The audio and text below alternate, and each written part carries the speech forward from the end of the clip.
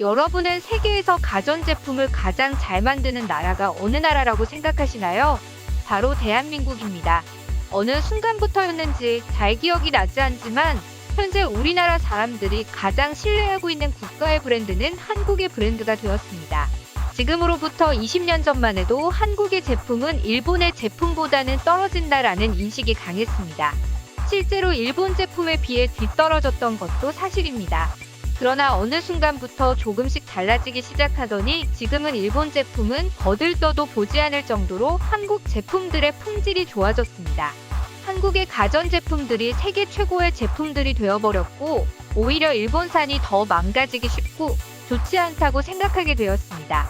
실제로도 현재는 한국 제품이 일본 제품과는 비교도 안 될 정도로 고품질의 제품을 만들어내고 있는데요.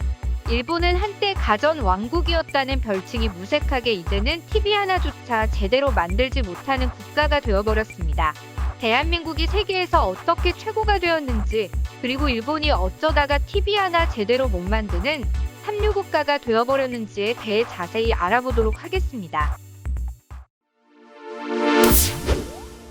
Go to 1970년대와 1980년대의 세계는 일본의 시대라고 해도 과언이 아닐 정도로 전 세계에 일본의 영향력은 막강했습니다.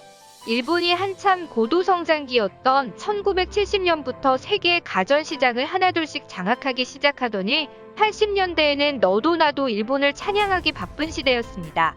특히 자동차와 함께 일본의 가전제품은 세계 최고라는 타이틀이 항상 따라붙어 있었습니다. 당시에 일본이 얼마나 잘 나갔었나라고 한다면 일본 도쿄의 모든 땅을 팔면 미국 본토의 땅을 다 살 수 있다라는 말까지 나왔을 정도였으며 1979년 미국 하버드대의 에즈라 보겔 교수는 재팬 에즈 넘버원이라는 책을 통해 일본의 제품을 칭송하며 일본 경제가 미국을 추월할 것이라는 전망을 내기로 했습니다. 당시 소니의 워크맨, 코끼리 밥솥, 파나소닉 TV라고 하면 모두 엄지손가락을 치켜 세워 올리며 최고라고 칭하던 시절이 있었으며 일본으로 출장 가는 한국인들에겐 워크맨과 코끼리 밥솥은 반드시 사가지고 들어와야 하는 필수품이기도 했습니다. 그러나 90년대부터 서서히 일본은 침몰하기 시작했습니다.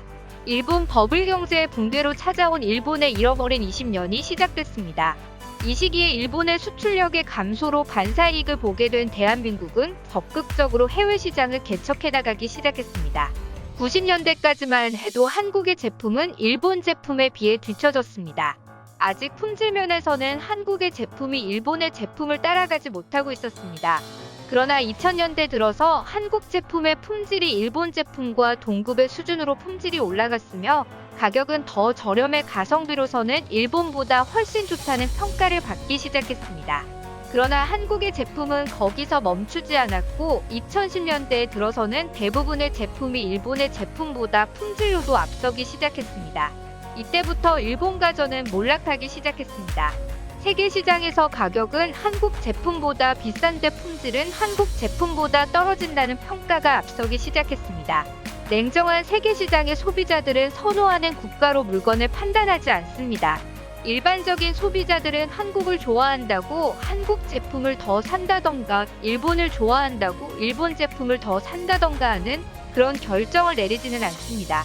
말 그대로 품질과 가격이 소비자의 선택을 좌우하기 때문입니다. 후발주자였던 한국은 일본에 밀리는 품질과 기술력을 따라잡기 위해 꾸준히 연구개발을 진행을 했고 세계 시장의 트렌드에 맞추는 것을 게을리하지 않았습니다. 그러나 일본은 그러지 못했습니다. 한국인의 성향과 일본인의 성향에서도 차이가 나는 부분인데요. 한국인은 성격이 급하지만 성격이 급한 만큼 변화를 받아들이는 것이 빠르고 그만큼 적응을 잘합니다. 일본인의 성격은 꼼꼼하고 느긋하지만 그만큼 변화에 적응을 잘 못하고 받아들이지 못합니다. 그 부분을 가장 빠르게 느낄 수 있는 부분이 인터넷의 속도입니다. 전 세계에서 대한민국의 인터넷 속도가 가장 빠른데요.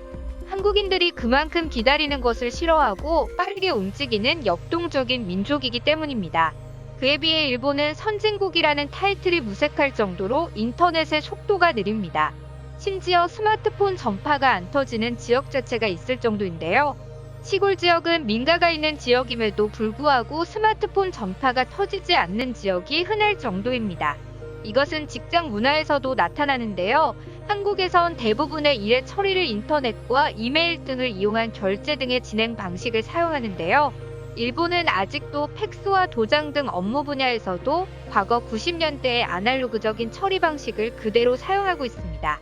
한국에서는 도저히 상상도 못할 일이지만 그만큼 일본은 변화하는 트렌드를 받아들이는 것이 느리다는 반증이기도 합니다. 이것이 21세기 변화하는 세상에서 크나큰 차이를 낳게 되었는데요. 일본은 2000년대 21세기에 들어와서 세상이 글로벌화되고 인터넷 시대로 변하는 것에 적응하지 못했습니다. 파나소닉과 샤프의 경우 2000년대에 일본 내의 TV 제조 공장에 대대적인 투자를 단행했습니다. 그러나 시대는 이미 TV 방송에서 인터넷으로 미디어가 바뀌는 시기였으나 일본은 아직도 TV의 시대가 지속될 것이라고 믿고 있었습니다. 거기다 자의식 거행도 심해 2000년대에 들어서도 자신들이 만드는 제품이 세계 최고의 품질을 가지고 있다고 생각을 했습니다. 그러다 보니 자신들이 좋은 품질의 TV를 내면 시장은 알아서 자신들의 제품들을 구매해 줄 것이다라는 크나큰 착각에 빠졌습니다. TV의 디스플레이가 LCD로 변하는 와중에 플라즈마 TV를 대세로 밀 정도로 변화하는 시대를 잊지 못했습니다. 그 결과는 일본의 TV 산업의 처참한 붕괴를 가져왔습니다. TV 산업만이 아닙니다. 다른 가전제품 분야도 마찬가지인데요. 자신들의 제품이 세계 최고다라는 착각에 빠져 소비자들이 원하는 제품이 아닌 자신들이 이런 걸 만들었다라고 과시하고 싶은 제품을 만들어내는 것입니다. 그 결과 세계의 소비자들이 외면하기 시작하면서 TV, 냉장고, 세탁기, 에어컨, 스마트폰 등의 주요 가전제품 모든 분야에서 한국이 뒤처졌고 지금은 경쟁조차 불가능할 정도로 차이가 벌어지기 시작했습니다. 한때 세계를 석권했다던 소니와 파나소닉, 샤프는 이제 TV조차 경쟁력이 떨어져 디스플레이조차 제대로 만들지 못해 한국의 디스플레이를 사와서 그냥 조립만 해서 판매하는 수준까지 떨어졌습니다. 이미 글로벌 시장에서는 한국에 밀려 도태되기 시작했고 내수 시장에서나 겨우 숨만 쉬고 버틸 수 있는 상황이 돼버린 것입니다. 한때 최고의 기업이었던 도시바는 파산해서 매각 절차를 기다리고 있으며 파나소닉 TV는 해외에서 더 이상 팔리지도 않습니다. 이 결과가 현재 일본 9대 전자기업의 순이익을 모두 다하면 삼성전자의 절반 수준밖에 오지 못하는 현재입니다. 그러나 내수 시장이라고 안전한 것도 아닙니다.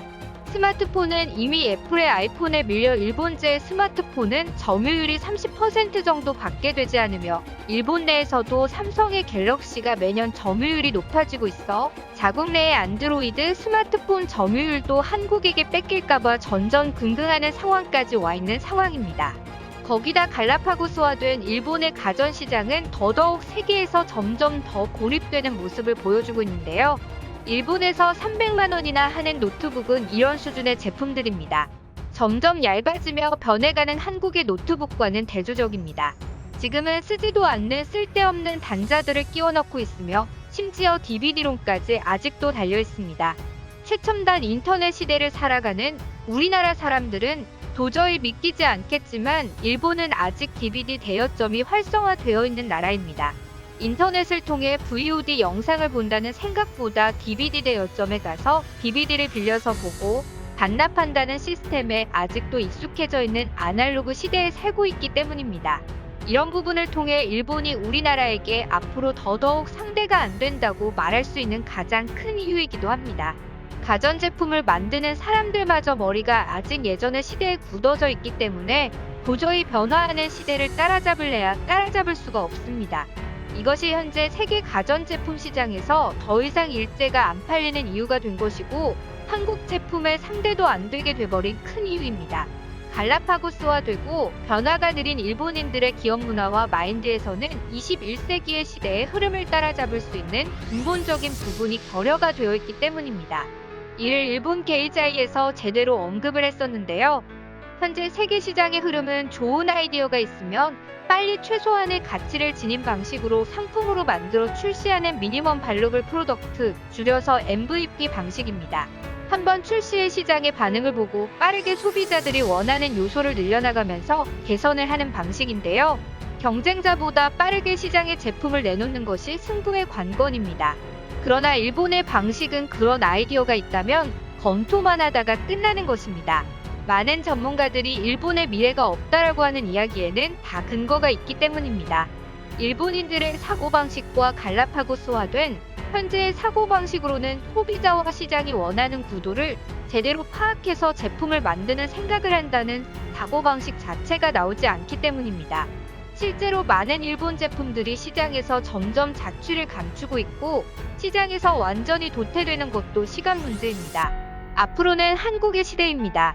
저문은 해인 일본은 저 멀리 보내주고 가전만이 아닌 모든 분야에서 한국이 최고의 정점에 설 수 있는 날이 오는 것도 언젠가는 현실로 이루어질 것입니다. 시청해주셔서 감사합니다.